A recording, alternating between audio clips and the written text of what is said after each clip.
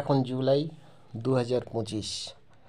এখন পোস্ট অফিসে savings account 4% দিচ্ছে আমাদের, কিন্তু এলআইসি দিচ্ছে 10%, প্রায় 3% বেশি।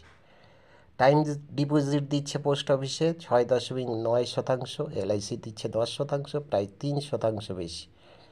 টাইম ডিপোজিট 5 বছরের জন্য 7.5% দিচ্ছে, প্রায় এলআইসি দিচ্ছে 2.5% বেশি।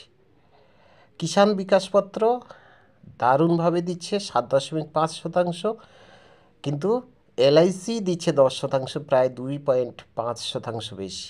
পোস্ট অফিস মাসিক আয় প্রকল্প 7.4% দিচ্ছে, এলআইসি দিচ্ছে 10%, প্রায় 2.6% বেশি দিচ্ছে। পিএফ অ্যাকাউন্ট পিপিএফ 7.1% দিচ্ছে, এলআইসি দিচ্ছে 2.9% বেশি। সুকন্যা সমৃদ্ধি যোজনা 8.2% দিচ্ছে, প্রায় 1.8% বেশি দিচ্ছে এলআইসি।